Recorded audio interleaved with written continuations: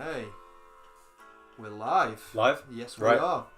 Let's do it. Okay. Let's have a look at the old chat. Welcome back, everybody. Welcome back to the Green Dragon. We've been out for a little bit, but we're back at it. Welcome back. Yeah, welcome back. Didn't put a community post out for this one, so we'll see who shows up. But just a little impromptu one. But yeah. How's things? Yeah. Good. Mostly good, man. Good. Had a long drive today. I've been up in the Northern Territories. See a man about a passport. Yeah. I've been up to Glasgow. Yeah. 5 hours there, 5 hours back. Been up since 3. Right. So yeah, I'm looking forward to a smoke, a little smoking and drink. Got Tater Dom on. Oh, Good to Tater Dom? see you. Yeah. Good to see you. New listener from last time. Yeah. How's it going, brother? Let us know what you're smoking. What about you, man? I have got, very kindly donated by your good self, I'm packing a bowl of the Haunted Bookshop. Yeah. Another one of the Cornell and Deal specials. Yeah. We ain't stopping there. we going to the stars, brother. Yeah. We going all the way up. Smell just on the nose because I've not smoked this yet. Really good. I know you said you didn't get a lot of it, but I'm getting that toasty Virginia. Yeah. And that Perique, man, that's it's been in the packet for a couple of days. I think it's sweated it a little. Yeah. Nice little dose of Perique there. Right. In the old spooky library. And now you just mentioned very quickly, just before I ask you what you're smoking, so I'm not feeling my manners, but just on the Perique, so you had a good theory about, or an observation about the Perique, that when it's not there, you miss it. Yeah, well, it's actually something that Matches 860, Matches God Rest Him, Memory Eternal, said about, because he was a big fan of the Haunted Bookshop. Right. He loved Haunted Bookshop, and something that he said is that he got to a point where he thought if Perique wasn't in a blend, it just felt as if something was missing. Right. There was just something was missing, and I can kind of relate to that.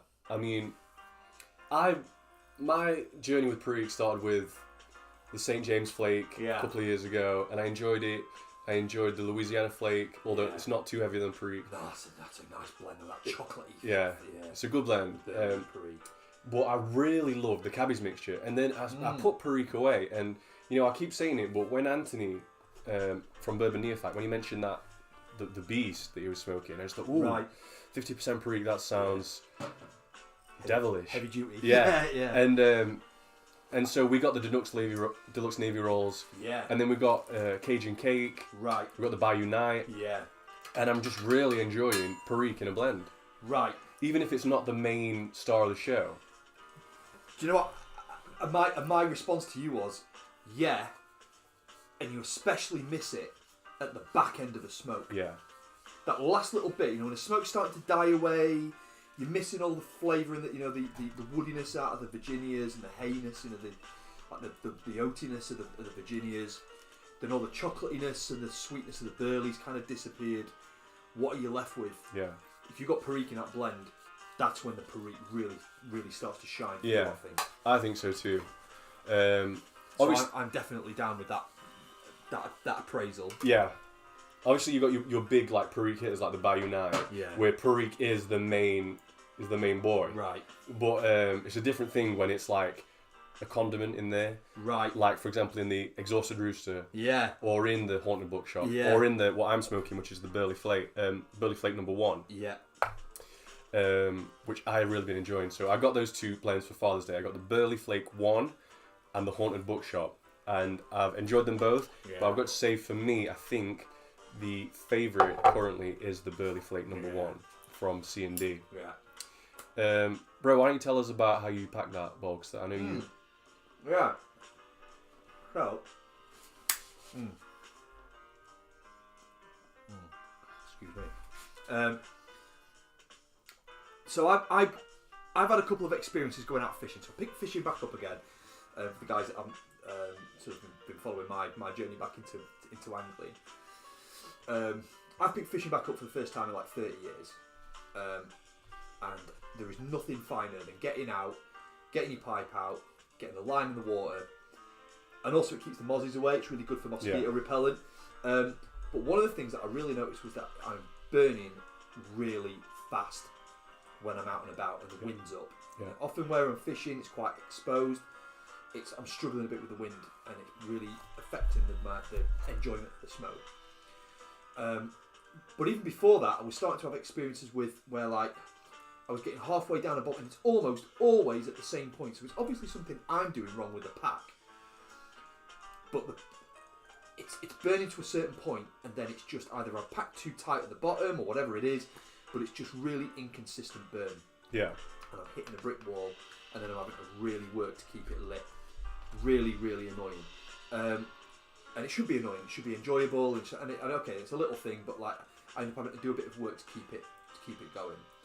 So I decided I'm going to change up, and I ended up watching David McGrain of James Fox in Dublin, and his method was not to. So I've been like sprinkling, pack very gently, sprinkle, pack a bit tighter, sprinkle, pack the tightest, wedge her in, sprinkle a bit on top, light away. That's how I've been doing it. I've gone back to the swirl method. Right.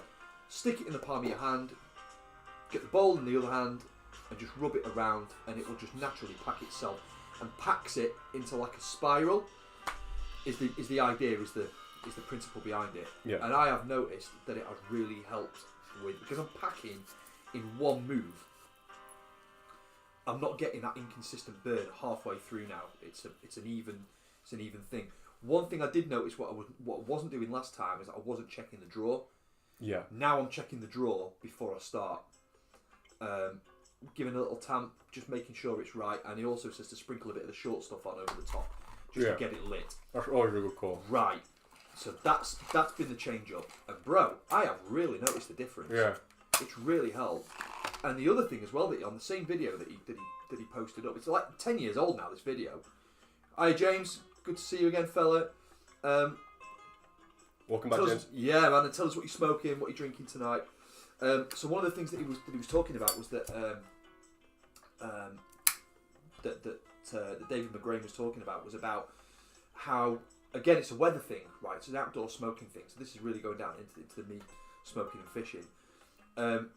Was when the wind's really blowy, and you've got like a shag cut tobacco. Oh.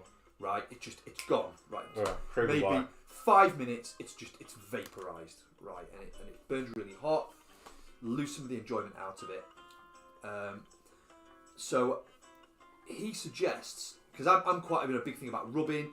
Yes, our blends are quite moist, but I've got a theory of that's probably why, because our weather is so sketchy here. Yeah. That it's there, so instead of having to rub and get it to dry out a little bit like I have been doing, is to just get it in your palm of your hands, take a flake off, give it a little rub, but keep it quite chunky. Yeah. And in keeping it quite chunky, it means that it takes a little bit to get it going, but it's much more resilient to that wind then, and it doesn't overburn it. Yeah. And it's made a massive difference. Personally, I think that's good advice, even if you're not going to be outdoors, because the slower you smoke, it's always going to be better. And it'll force you to throw around. Right. And you'll savour the flavour a lot more, it'll be cooler, you'll enjoy it. This burley flake is really nice. It's just showcasing that burley, putting it right in the spotlight. That 1-2 combo of the burley and the Perique is absolute dynamite. Yeah. Right. Something new that we're trying out for this one. Probably should have said it first, but what we've done is we've put a Zoom link in the description, right? So that if you would like to hang around in the Zoom meeting towards the end of the show, we can take some questions, or if you just want to come on and say hi or whatever. Yeah. The other thing is we're going to try a new feature, which I've ripped shamelessly from Carl Pilkington and the old XFM shows, which is Rockbusters. Sharing is caring. Yeah. So, which, if you don't know, if you weren't a fan of the show, it's modelled on Blockbusters. So basically, what we'll do is we'll give you a cryptic clue and the initials of the answer. Yeah. And the music artists. Yeah. Right. So we're probably always going to do music artists Artists and acts. unless we say otherwise. Yeah. So solo artists and bands, yeah. So just to give an example of how that would go. So for example, if I would say, this little girl's hungry, what should we do? Initial is F. Feeder. Feeder, right? Feeder. So that's how it works. And we've got a little prize for that. Grand prize. Tin of Wilson's of Sharrow's Brunswick Black Râpé, which is the first one that I tried, and it's a good one. Nice, moist, quite coarse grind, but very flavourful. So that's the prize. And you've got to get all three. The first person to get all three Rockbusters wins the snuff. Yeah. If you like, you can hang around in the Zoom meeting, and I'll keep an eye on you if you want to give some answers, or you can put it in the chat. Yeah. But we need 3 correct answers. Yeah. So be careful, because if you go first and you've got some correct answers, but not all of them, you might be snipe you. give it away. Yeah. So we'll put those out there now, and if anybody's listening, they can be thinking about them, and then we'll chat about something else, and then we'll come back to it. Sounds like a plan. So, number 1, the Englishman took a few projectiles to the old leg joint. That's BS. The Englishman, I don't mean it's this whole thing is BS. The initials for that were BS. The Englishman took a few projectiles to the leg joint, and that's BS. The next one is you say that one. Okay, so it was Kate Moss's replacement. Better bring the troops. Right. Kate Moss's replacement. Better bring the troops, and that's NMA. Right. And the last one is I was at the wrestling show, and I was thinking, is he going to put me in a headlock or WN? I was at the wrestling show thinking, is he going to put him in a headlock or WN? Right, so have a think about those, and we'll come back to them, and I'll keep an eye on the Zoom. Yeah. Right. Yeah, sounds good. So Ocean Odyssey, bonsoir, monsieur. Yeah, a new Good new evening. subscriber. Bonsoir. Yeah, bonsoir. Good to see you. We had a little email exchange. Off you go over to speaking of France. Yeah. Very soon. And another French sounding Albert Merceau. Merceau, good wine, really good wine. Hiya gents, love the new location, looking smart. Nice tip. Yeah, it's a nice shirt that, bro. Actually. Thank you, bro. I saw that you were dressed nicely. I was just wearing a t-shirt, and then I saw Dion was dressed nicely, so I popped this on. Right. Yeah, good to see you both live. Great to see you, Albert. Yeah, thank you for joining, brother. Mon frere. So tell us what you're smoking, guys. Yeah, let us know. What's in the glass? What's in the bowl? Yeah, so I've got the old Burley Flake in the Savinelli Oscar Tigre. Bro, that Burley Flake, I'm coming back to it, but I feel it needs another. It's such a good blend. And I don't know about you, but I think the Burleys that they get over in the States are different. They definitely are. There is a difference. We were talking about this, and we were saying that, like, these American blends that we've been trying, they are US grown Burleys. Yeah. And they've got the white Burleys and the dark fired Burleys. And I believe that the dark fired Burley is a processed form of the white Burley. What I've noticed is that there's a sourness to these American Burleys that I didn't notice in the Burleys that we were getting in, like, the Gareth blends. And it's not an unpleasant sourness. No. It's a bit like, like unprocessed cacao kind of thing. Yeah. But the Burleys that we were getting in the Gareth Hogarth, I think they were mainly coming from Africa, like Malawi in particular. Yeah. So, yeah, maybe there's... I definitely think there's some kind of a difference in there, for sure. It's definitely a different flavour profile. Yeah. Yeah. And I think they play really well with it, because we've had the was it Nightcap? It's Burley and Perique. Has that got Burley in it? No Burley Nightcap. It's Oriental Latakia and Perique. Yeah. And the 3 Ps that's the Malawian Burley. Yeah. That's got Malawian Burley, and I enjoy it. It's a great smoke, a lovely smoke. Beautiful. But it's different. Definitely it's different. Not better or worse, but there is a difference. And I just wonder whether or not it suits that bit of Perique better. Those American Burley blends. The Perique in this is just magic. I mean, I'm getting it on, like, the back end of every it's inhale. really good. It's really nice. It really has something. Yeah. I mean, obviously the thing about the Peterson's Perfect Plug is it's got quite a distinct casing. Yeah. This to me, it does not have a distinct casing. I mean, I think that all tobaccos are cased to some degree, but this is quite a natural tasting, just tobacco flavour. My old favourite, Best Brown, Gareth Hogarth's Best Brown, that's a Burley that really like ignited my love for the Burleys. That doesn't seem to have much of a casing, but it does taste different for sure. It's more toasty and yeah. And I feel like that. Yeah, that toastiness is not the same in the Americas. There's definitely more of a. I likened it to a little bit of the twang of a cabbies. You know, almost like a bit sort of not vinegary, but like it's got that. It's going down that road. Yeah. But good. I mean, but it works. Yeah. It works so well, and that blend I think is probably. I could really get into that. Yeah, Flake number absolutely. One. And you have to forgive me. The difference between the 1 and the 2 is. Well, there's actually 4 blends. There's 4 Burley flakes. I'm not sure about 3 and 4, but I believe that number 2 is it's either a pure Burley or it's a Burley with a little bit of Virginia. But people say it's a bit more of a full-on Burley experience. Yeah. But I mean, you asked me. On the next order, should we order another tin of this? And I said, oh, I sort of want to try another one, but I don't know. I'm enjoying this so much, I think I might change my mind. Yeah. So as soon as I got on the Peterson 3Ps, I'm having 2 of them. Yeah. It took me a while to get it. It was out of stock for a little while. Oh. Like, yeah, let's get it on. Let's get another one on. So Albert, votre français, c'est très bon, mes amis. It's not. I'm really sorry. I'm absolutely butchering. Just got a coffee in the flat. Got a cold, can't taste much. Bro, hay fever season down here, I was away over the weekend and it was that bad. My nose was so stuffed up, I couldn't smoke. Yeah. It just ruined it. But yeah, like a pack and half of Sudafed later. Were you snuffing?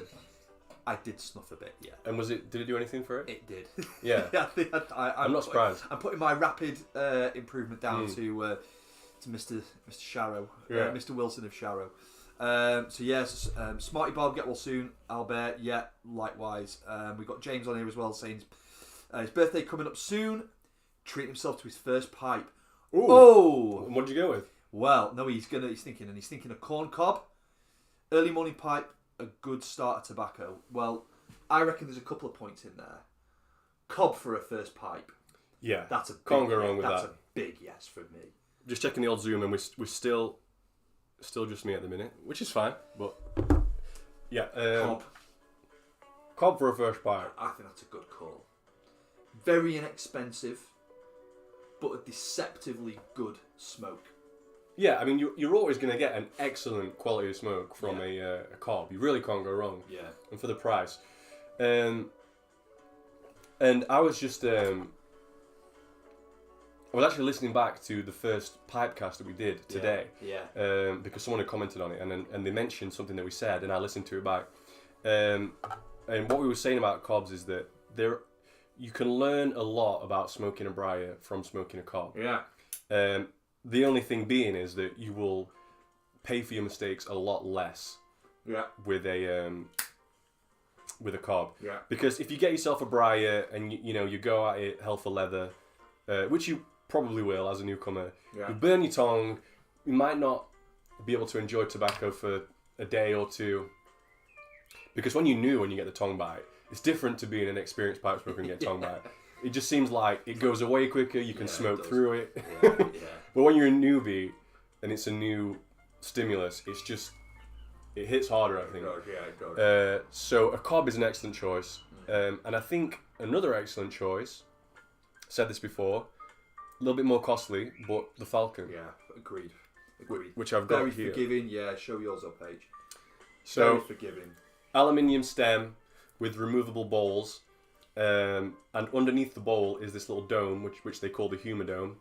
And the smoke cools in there. It's got room for a little, they call it a dry ring, which is basically a clipped off ring of pipe cleaner.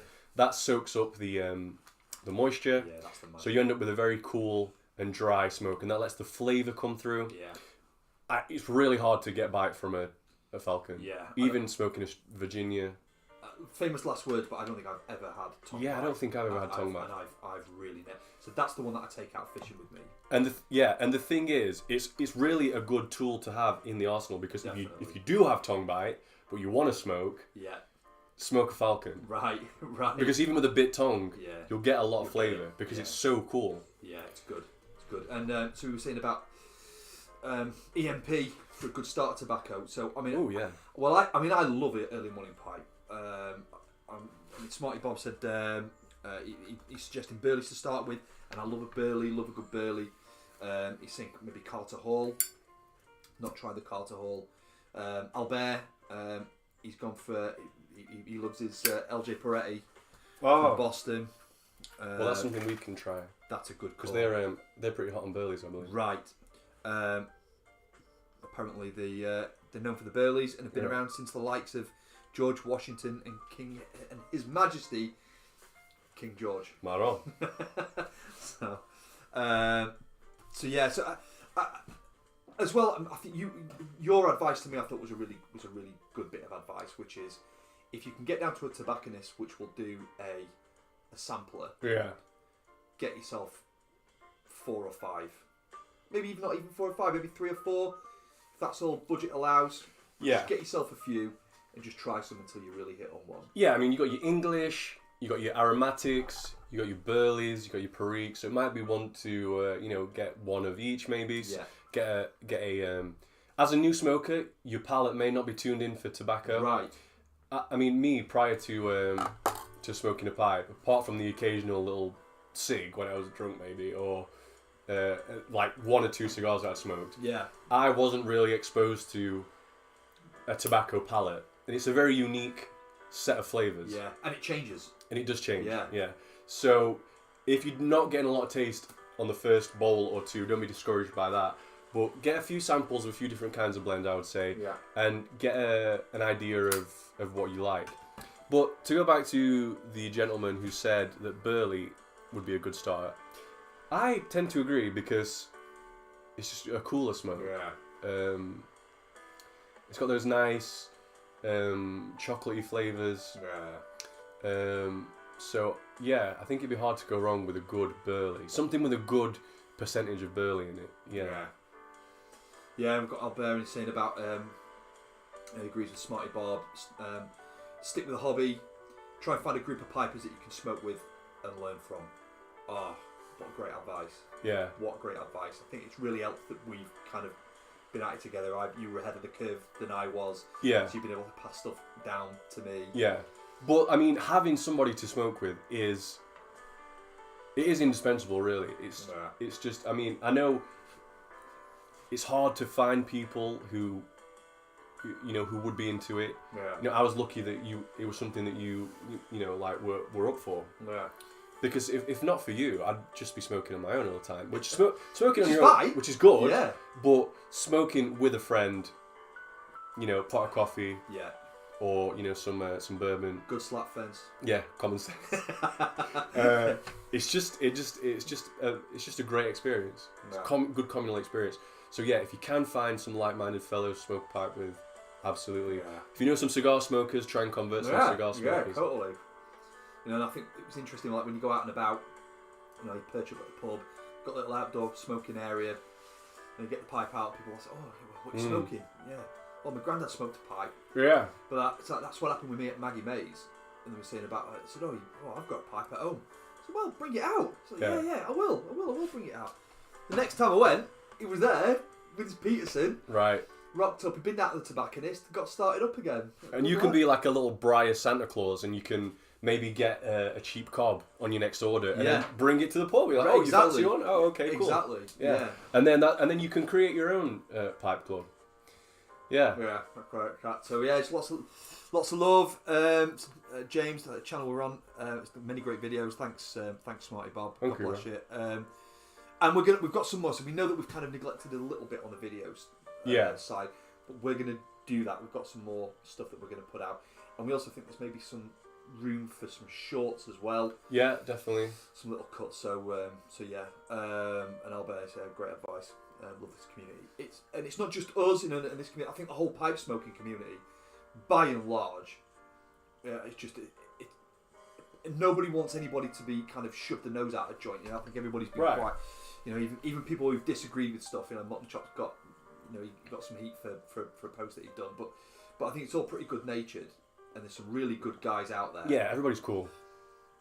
And you know, I don't think that's a surprise because, you know, if maybe it's the kind of person who smokes a pipe, or maybe it's what a pipe does to a person. Right. But it's all about, you know, just like chilling, Yeah. just relaxing with a good pipe, enjoying the flavour. And so it's not surprising that it breeds like a level-headedness and a cool sort of a guy. Yeah, for sure. And the thing about, so you were saying about smoking on your own, I think one of the big things that you put me onto, or please you did, was about reading Blood Meridian. So I'm kind of a bit further through that now. But bro, like getting the church warden out, big long stem and a book and a cup of coffee or a bit of a nip in the glass. Oh, so good. It's the move. So good. It really is. It really is the move. Yeah, kind of enjoying it on two fronts, you know, and they really do kind of go hand in hand. Blood Meridian, bro, what a book! Yeah, it's pretty wild. not gonna lie. It's very wild. Not a comedy. No. There are some although it is fairly funny. There are some funny parts in it, but like unintentional comedy. Bit more. Yeah, go for it. Yeah, thanks, bro. But yeah, so we're meeting some of the some of the centre pin characters. So the kid has met Glanton. Yeah. And Judge Holden, and Judge Holden's a really. So I kind of get not Kilgore, Colonel Kurtz vibes from him from Apocalypse Now. Right. So very like Marlon Brando. Right. Yeah. So obviously very, very intelligent, but dark AF. Yeah. And this thing about him being completely hairless, and him like almost glowing that he's so white when he's out and about. You know, this is and the narrative is all about, you know, this oppressive heat. You know, this baking heat everywhere they go. Everything's dead. Complete hostility in the environment. Everywhere. The environment is out to kill you. Right. Whether it's literally the geographical features, or the animals, or the weather. Yeah. Yeah. Well, yeah, it's a good point about the Judge. So I've heard it said, and I tend to agree, that the Judge is sort of like the logical conclusion of the whole Enlightenment experiment. Like, he's purely... Like, I'm not giving much away here, but as the story progresses, you'll see that he's extremely concerned with cataloguing everything, which is an Antichrist motif. Right, right. He's completely... Endless accounting. Yeah, he's completely scientifically minded, and he worships war. He worships, like, war and violence as his god. Because that kind of is the logical conclusion of, like, scientific materialism, really. Like, and Darwinian kind of, evolutionary theory that, you know... Mutually assured destruction. Everything's out to get everything else. I survive only at the expense of you, and vice versa, and whatnot. And so, violence is the god. Yeah, the zero-sum game. Yeah, exactly. So, yeah, he's one of the most menacing, memorable, well-written villains in literature. Yeah. Definitely. And like the absence of anything significant about him. You know, if no hair, no facial hair, no eyebrows, no eyelashes. But yeah, that's been. But physically huge, enormous, like pushing 7 foot, like jacked. Yeah. So not only is he intellectually an intellectual force, he's a physical force. So he's a physical presence and force. Like, he's superhumanly strong. Like Moby Dick, right? Right, exactly. He's people say that he is influenced by Melville a lot, and you know, there are easy comparisons to draw between the white whale and him. You know, like both in terms of their like physical appearance, but also just this like the ethereal and all-powerful Leviathan kind of nature of them. Yeah. A couple of guys in the chat. So, Ocean Odyssey, it's his wife's birthday. He's got to sign off, bro. Ah, happy birthday! Your wife's birthday, and you've made some time for a pair of Baddens from England. God bless you. Absolute soldier. Thank you so much.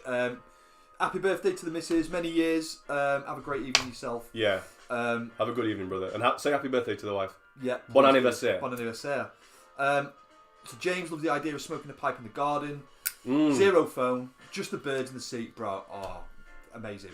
Yeah. I mean, we're geographically about as far from the sea as it's possible to get in this country. Yeah. But yeah, loads of birds. Like just some wildlife. Really good. Good for mental health. Slow down and relaxing. So we kind of picked up on this a little bit. In fact, I'll come back to that point. I'll just go through the rest of the comments. So yeah, everybody wishing Ocean a great evening. Thanks for being with us. Albert, his favourite, outside with a pipe and a book. Can't beat it. About relaxing. So, and what I love most about the pipe is that it's like the antithesis of like the working day, especially my working day. It's like I've got a time slot for something. Yeah. I've got to get this done. I've got a finite amount of time to get something done, and the pressure's on. Right, okay, that's done. Right, next, I've got that to do. Right, somebody sent me an email. I've got that to respond to, and it's just everything's documented. Everything is time coded. Everything is time stamped, pressurized, and there's nothing. It couldn't be more different from a working day. Smoking a pipe, which like just complete relaxation. Yeah. All I'm focused on is just the enjoyment. Yeah. And that's it. I think that's an excellent point, because most things in the working day are a means to an end, you know. But with pipe smoking, the means is the end. Right. So something Alan Watts used to say, and I'm not a huge Alan Watts fan, but something he said is that, you know, like if the object of a dance were to finish it as quickly as possible, then the fastest dancers who could get through a choreography piece would be the best dancers. Right. Or like if it were the same for music, an orchestra who could finish the set in as short time as possible, they would be the best musicians. Yeah. But that's not what it is. The dance is the means to the end. It's about Yeah. enjoying. Same with the music, hearing a beautiful orchestral piece, Yeah. a good jazz set. Right. That it is the end. It's the same with the pipe. Right. You know, it's not a race to the bottom of the ball. No. In it's fact, not that. you want to stave that off as long as you Savor can. it. Yeah. Savor it. Savor every Yeah. puff. Savor every little lick of smoke. Every note, flavour. Right. Watch the smoke billow out. It's Yeah. a visual as well as like a taste experience. Yeah. You've got something to do with your hands. Yeah. Flick your Zippo around, tamp. Yeah. It is relaxing. Yeah. And you know, we've said it many times before, but it is a ritual. And we are a ritualistic species, you know. And we suffer if we don't have them. Right. Missing something. Yeah. And as well, I think that with most hobbies, I think that there's a tendency. I've found a tendency for that kind of working mentality, because you're doing it 8, 10, 12 hours of your day, right? So it's pretty much half of your life. Yeah. Maybe even more than half your life. And there's a tendency for those sort of workplace behaviours to kind of bleed into your hobby time. Yeah. You know, bless you. And I found it with painting. You know, that I was rushing, rush. Yeah. And not just rushing, but as well perfection. Got to get it absolutely perfect. Until I watched a guy who said, "What are you seeking perfection for? Why are you trying to chase the decimals? You know, why are you trying to go for for absolute perfection? The chances are I'm not going to be entering any of my minis for Right. painting competitions, and I don't do it for that. No. So if I'm not doing it for that, why am I so hung up about it? Yeah. It's crazy. So don't do it. Slow down. Enjoy what you're doing, and ultimately, and again, this comes back to what James was saying about it's about the hobby. It's your hobby. It's your enjoyment. So you'll naturally find ways of doing things that are a little bit different to everybody else. That's fine. Yeah. If that works for you, God bless you, and enjoy it. Yeah. So don't let anybody tell you that you need to be packing in a certain way, or you Right. need to be smoking a certain blend, or whatever. It's a common saying in the online community is smoke what you like and like what you smoke. Right. So, and those two things are not exactly the same. So smoke what you like. Yeah. Find a blend that you like. Yeah. Right. That's the simple bit. But then like what you smoke, Yeah. meaning set aside the proper time. Yeah. You know, sit back, relax, get the little effects that make it more pleasurable. Some Yeah. nice music, Yeah. or if it's your book, Yeah. the correct location, Yeah. the right company, Yeah. the right drink pairing. like what you smoke. Exactly. Yeah, that's exactly. Because it's totally possible to get a blend that you absolutely love and have a crap smoke. Yeah. Because you're rushing something. Yeah. Or something's on your mind. Yeah. Or you're not in the right place. Something's not right. Yeah, exactly that. But I think as well, it's there's a blend for every occasion. Yeah. It's like that's what I loved about the Peterson with like the nightcap. It's like it is a perfect nighttime smoke for me. I think that's it is. It's not just a marketing thing. Yeah. There is a quality to nightcap that is very evocative of like the nighttime, the darkness,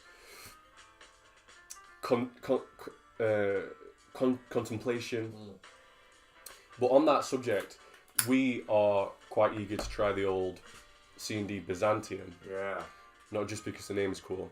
Good name. Yeah, great name. But because the description reads exactly like nightcap. Really. Yeah. So I think we're kind of, certainly I am interested to see how that compares. So we'll try and get another. I think we'll do another haul. Yeah. It's payday next week. We'll get that sorted. And this week, tomorrow. Yeah. And the old Joe Krantz as well. Yeah. Which is like a sister blend to the Haunted Bookshop, I'm told. The difference being that whereas the Haunted Bookshop has got the white burleys, the old Joe Krantz has got the dark burleys, which I think I'm a bit more of a fan of. Yeah. Yeah. And they are, I'm really, it's, and another thing with the C&D, I think it's really helped me dial my palate in on burleys. Yeah. I'm tasting it more in blends now. It's coming through much clearer. It's great, really lovely. Should we crack the old bottle? Yeah, let's do it. So just saying, James is in Ilfracombe in Devon. Okay. Nice part of the country. And then we've got Smarty Bob who's in Indiana. Ah. So Smarty Bob's saying, mutton chop's great. He's a good lad. I really liked this one who was talking about room notes, and justifying why to smoke in the house. So I didn't smoke in the house to start with. I was kind of a bit iffy about it. You were just like, no, I'm having it. Yeah.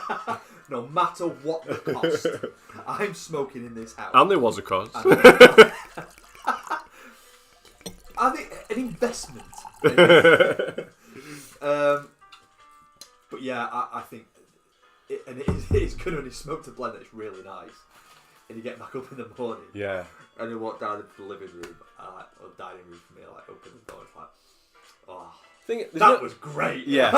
Exactly. Cheers, brother. Good health. Good health. Absolutely. So what are we drinking? We have got the old Woodford Reserve. Oh, always a pleasure, never a chore. Always. Oh. And I'm sipping out the old Father's Day gift. Yeah. Cheers to the world's greatest dad. It's got a little stag on there. Stag is a bit of a symbol of Christ because it's a monarch. Right. But also the antlers are this outgrowth of death, right? Right. But its death is its crown. Right. So it's a little bit of a Christ symbol. And the crown of thorns. Exactly. Yeah. And it's associated with, I cannot remember the saint's name. I don't think he's an Orthodox saint. He may be. On Jägermeister. Ah, yeah, yeah. On Jägermeister, there's a stag's head. Yes. And there's a crown. And a cross. Yes. There's a cross in between the antlers. And the story is it Saint Hubert, I want to say? Oh, could be. Anybody in the chat know? Yeah. Just point us right on Pull that. Pull that up, Jamie. Put it up, yeah. Yeah. I think you're right. I think we have spoken about this before, and I think it is Saint Hubert. But I may be wrong. And I don't know if he's an Orthodox saint. He's one of us. Yeah. I think, and as well, just coming back to the to the point on room notes. I think it's good that when I was first smoking it, and it was good that the tobacconists have got that in the description. It'll tell you what the room note. But it as good as it is, it's like always like pleasant to tolerable or tolerable to intense or whatever it is. But it doesn't really kind of tell you. And I think each of the blends that I smoke have kind of got their own sort of. Although I'll say that much, I know when I've smoked Condor. Yes. Woo. Very distinct. Yeah. That's a room note.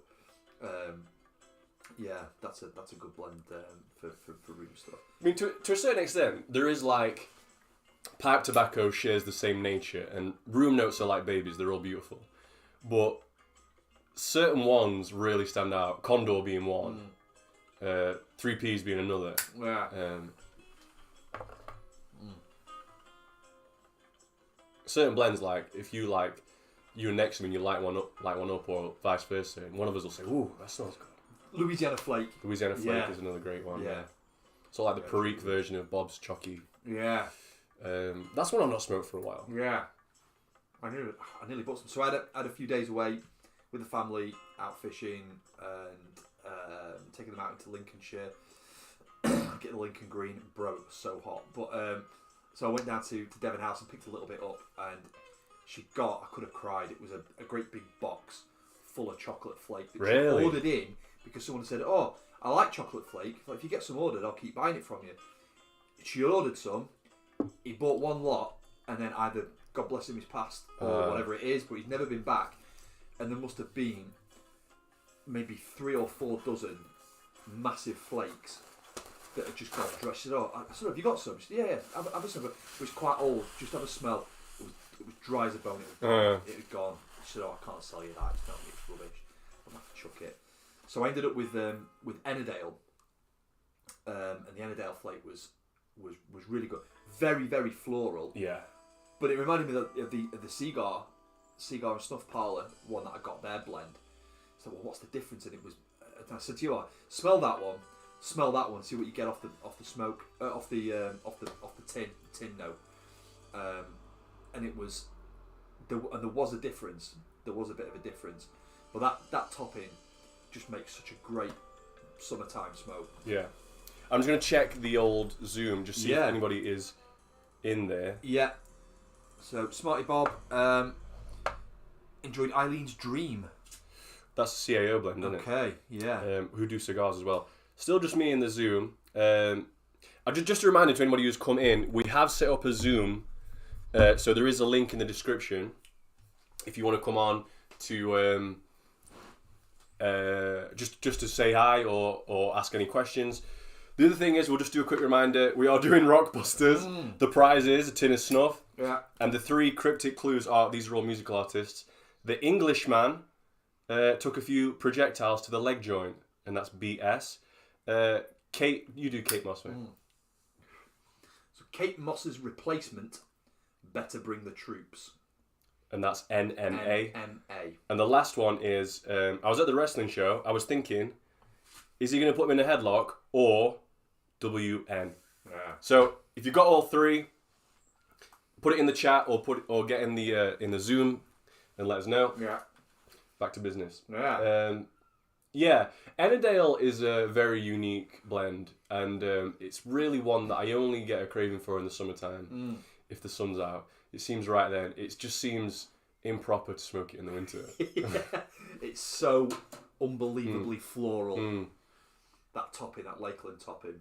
It was one of the first blends that I tried. The first blend I ever tried was a Balkan blend. Yeah. I tried the Solani Burley Flake, and then I got Ennerdale. And when I lit it up, I was just astounded that tobacco could taste like this. It was just.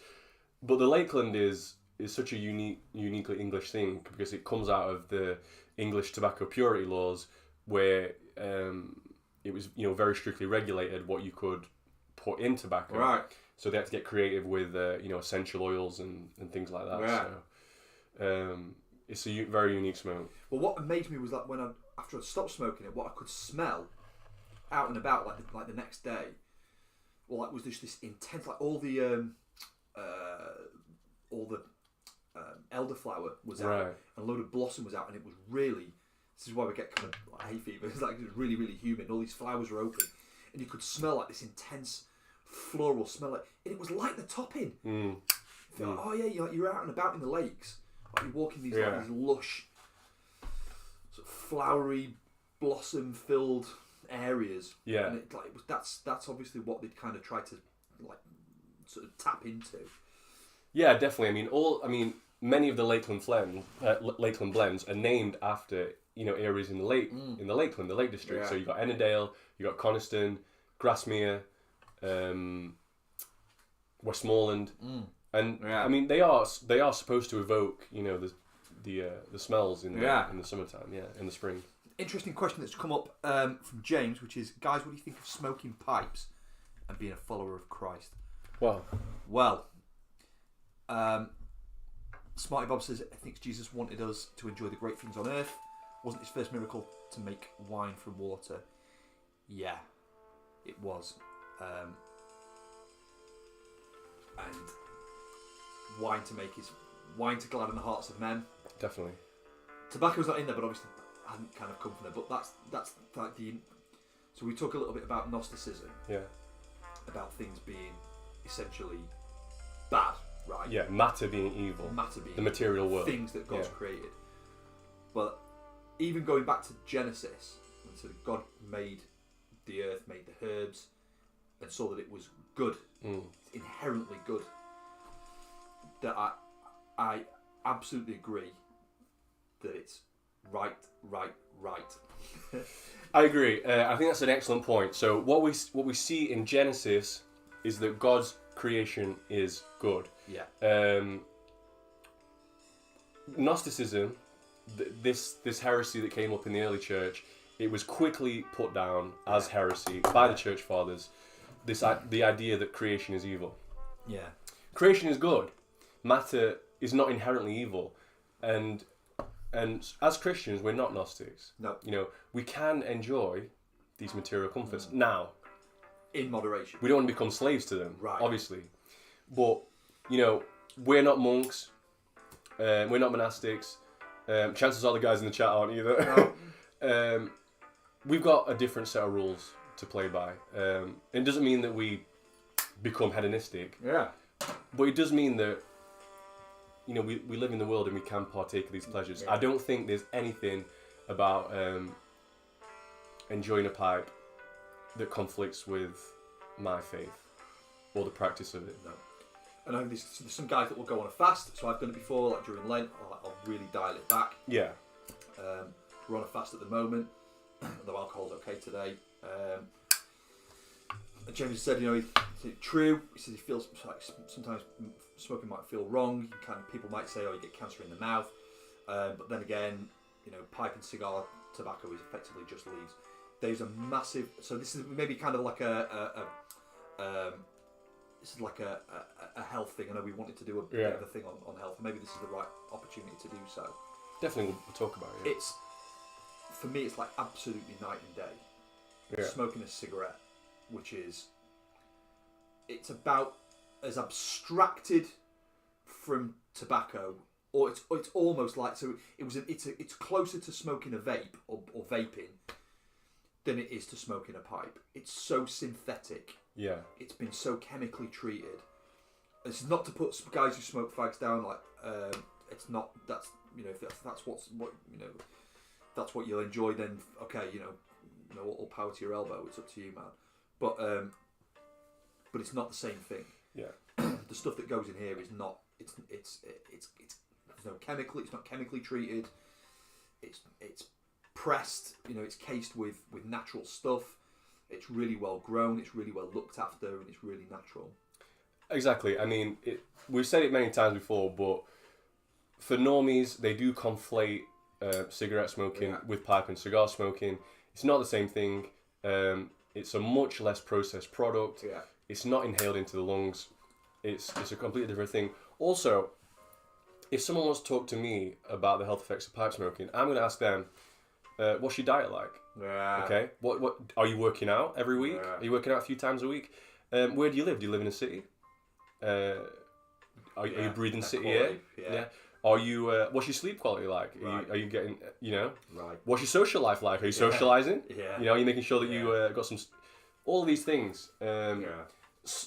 Someone will happily like chug a 75 cl bottle of Coke and tell you off for smoking a pipe. Yeah. So trip to McDonald's is probably going to be as carcinogenic as 2 bowls a day. Yeah. And the fact is that, I mean, there's not a ton of scientific studies into pipe and cigar smoking, and frankly, I don't put a ton of stock in anyway. Yeah. But the ones that have been conducted seem to say that there's even one that says that pipe smokers outlive non-smokers. Yeah. It could be that the health effects of enjoying a pipe and relaxing are a net positive. Right. Which was the area, just talk a little bit about the area in Greece Right. So, there is an island, a Greek island called Ikaria, where it's one of these blue zones, as they call it, where people regularly making it into 1900. Yeah. A lot of that to do is the fact that they are Orthodox Christians. So there's a huge sense of community. Everybody, which is huge, by the way, and I think we really downplay that in the West. I'm not a West basher, but I do think we are atomized and isolated a little bit. We miss a trick, don't we? Definitely. But these guys, it's a small place. Everyone lives quite close to each other, so they're walking, doing a lot of walking to meet each other. Yeah. They're socializing together. They're eating together. They're fasting regularly because they're Orthodox. Yeah. But these guys smoke packs of cigarettes. These old guys. Yeah. Maybe it's not so much in the younger population, but these old guys and these old girls that are making it to 80, 90, they're smoking. Yeah. Red meat. Yeah. Well, wine. Wine. Lots of wine. These guys apparently are not eating so much meat. They will like raise pigs, and they'll slaughter a pig, and so they'll have like they'll have like bits of pork throughout the year. But they're doing a lot of fasting, obviously. Which fasting is, if you want to talk about like anti-carcinogenic fasting, That's medicinal. Yeah, I'm not going to go into too much of it. But when you fast for extended periods of time, consuming no calories, your body goes into a process called autophagy, which means self-eating. Yeah. So when cells replicate, there is a chance, whenever that happens, that one can mutate and become cancerous. But what happens when you're in an autophagic state is the body eats these cells, thus reducing the chance of cancer. So, that's... There's been a lot said about like the habit of smoking, and there's very little, and somebody said about is it about time we started seeing the same level of stickers on fast food and snacks sugar as we do on tobacco. Yeah. I think that's a fair point. So I'm just going to have a quick scan on the chat. So,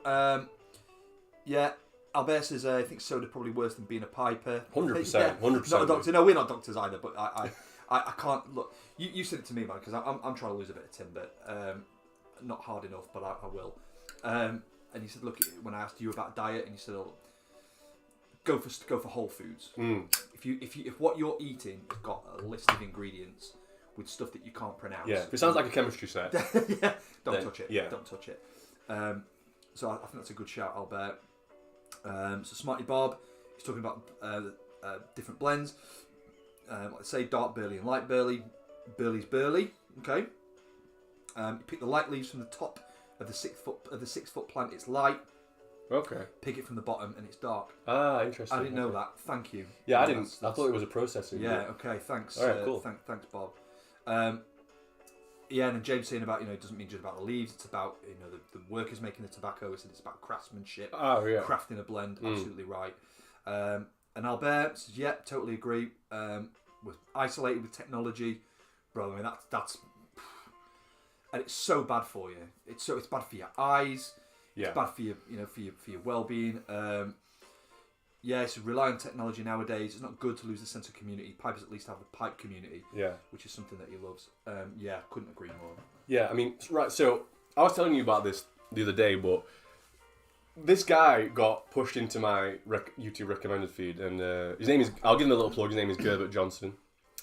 Good name. Yeah, but something that he said is that a lot of people are lonely, but with the internet, it's very easy to pretend that you're not.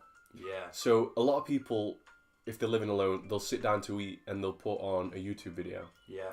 And it's very easy to convince yourself that you're not alone. Yeah. You're listening to like somebody talk, and it feels like you're not alone, but the fact is you are. Yeah. And yeah, I do think it's something that we've let slip to our detriment. Yeah. The whole. 'Cause, I mean, I remember I have memories of like being a young kid, and back when I was much younger, our extended family was a lot closer. Yeah. and we'd have birthdays and Christmases and Easters and whatnot together. Big family, so lots of cousins, lots of adults and friends of the family, and it just felt nice. I just remember it feeling so nice that I was surrounded by all these people that cared about me. And it kind of fell apart as I got older, and now we just don't see each other very much, and definitely something is missing out. Yeah, I totally. And I think it got really bad during the unknown virus of unspecified origin. Yeah. Right? when everybody was kind of going to, oh, we're going to get on Zoom, or we're going to get on on WhatsApp, do WhatsApp calls and stuff to stay in touch. And because I had to do it for work, and it's so draining, I don't enjoy a day where all I'm doing is hopping from one call speaking to somebody to another call speaking to somebody to another to another to another. It's draining. It 100% is draining. But if I've gone to a party or a family get together, or gone to see my friends or gone to see you, and we're having a drink and a chat, it's not tiring. No. It's enjoyable. It's not a chore, and that didn't replace it for me. That didn't do it. And eventually I just said I can't do it. Yeah. I'm gonna have to stop. If you want to ring me, give me a call. Otherwise, come round.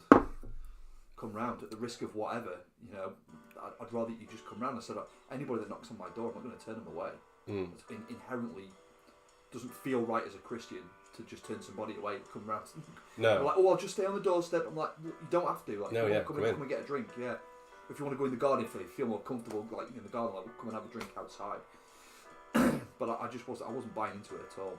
And so this thing, so I think you're absolutely right. I nailed it, saying that it's an illusion of community. Yeah. But that said, I think it comes, there's a kind of a good aspect as well. It means that, we're having this chat tonight. Well, we've got guys from all over the world who are able to dial on, and we do really appreciate guys dialing on. We really do, and chatting away.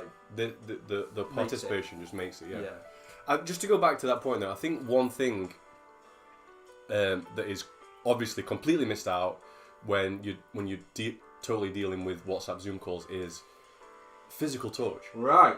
Which is actually huge. Human beings need physical touch. You will go weird without physical touch. Yeah. So if you're in a long-term relationship or you're married, whatever, you've got that sorted, obviously. But whenever we meet each other and when we say goodbye, it's a little hug. Yeah. It does something chemically to you. Right. And if you're not getting that, if you're spending so much time isolated, you're not getting physical touch, it will send you a little bit weird. Yeah, it does. Yeah. So yeah, it's weird. Yeah. Don't be weird. James is off. Guys, been a pleasure. Really enjoyed the live stream. It's really cheered him up after a tough day. Thank you for coming on. Thanks, man. Nice meeting you. Speak soon. God bless. God bless, James. If it's James that I met on the Greenwood chat with Scott Mannion, good to see you again. Please come and dial on again, and we'll probably catch up in the Discord. Is it James Morgan? I think so. Could be. Yeah. Albert can also see through the balance tech that can create communities such as this one, but you need a healthy balance. Yeah. My thoughts too. So Smarty Bob, guys, original cigarettes were not filled with nicotine like they did. No. Over the last 50 years, cigarettes were effectively just paper wrapped cigars. Yeah. Tobacco companies wanted to sell more and corrupted it. Yeah, of course. I get that. And it's sprayed with free-based nicotine. Right. So, right. Yeah, I mean, occasionally, very occasionally, although I've not done it for a while, I'll get some hemp papers, some paper filters, and American Spirits. Yeah. American Spirits completely unprocessed. Well, there's no additives to it. Yeah.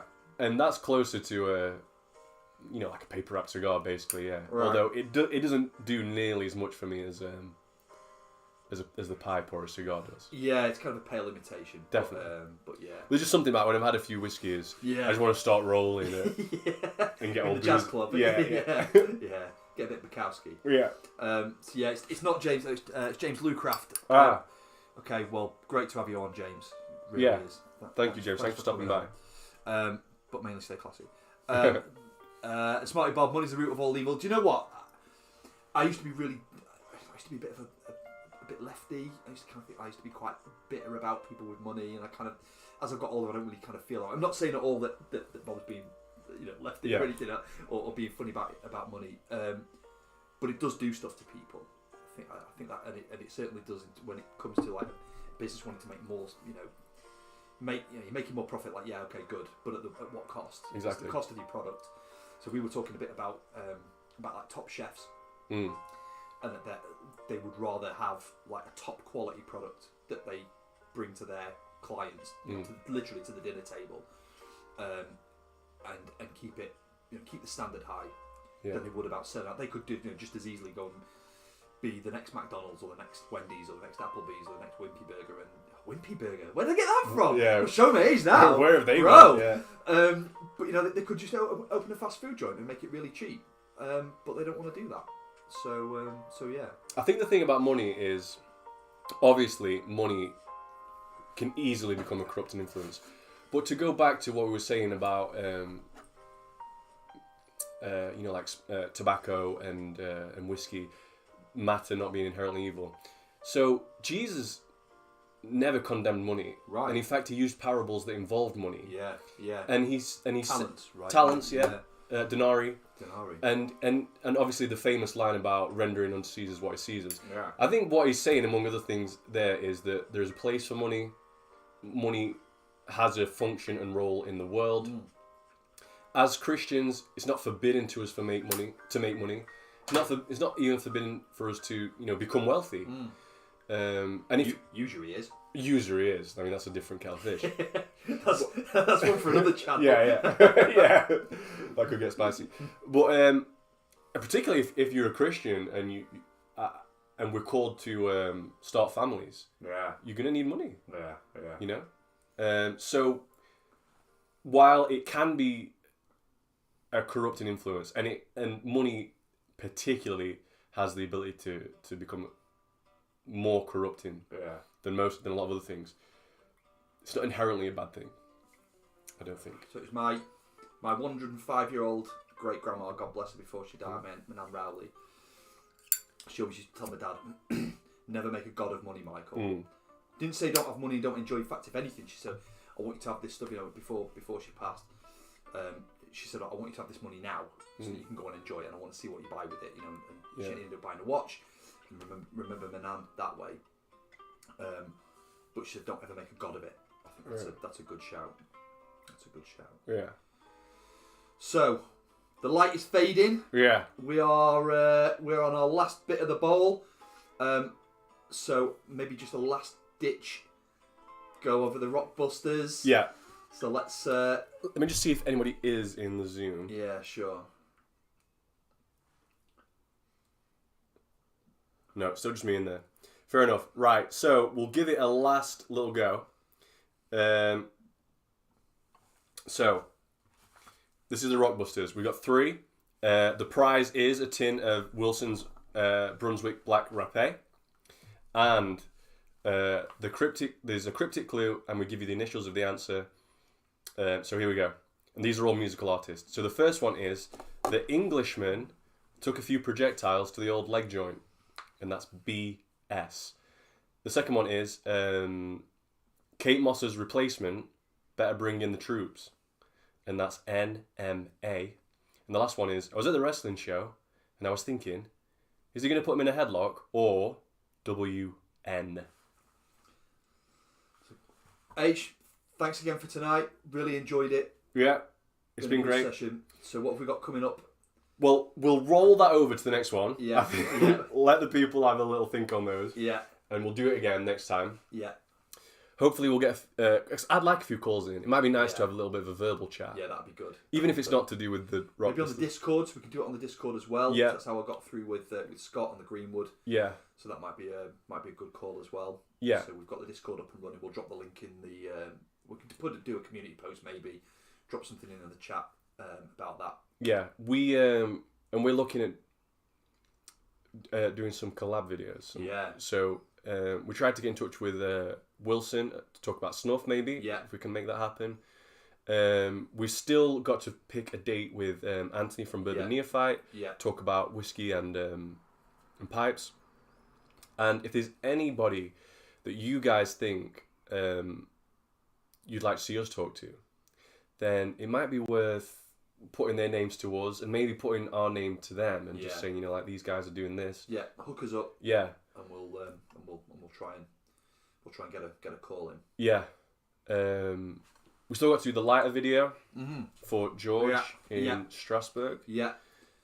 And then some shorts. We'll try and get and some shorts. in. Yeah. So we'll cut up some podcasts and some streams, or we'll do some original shorts. Yeah, sounds good.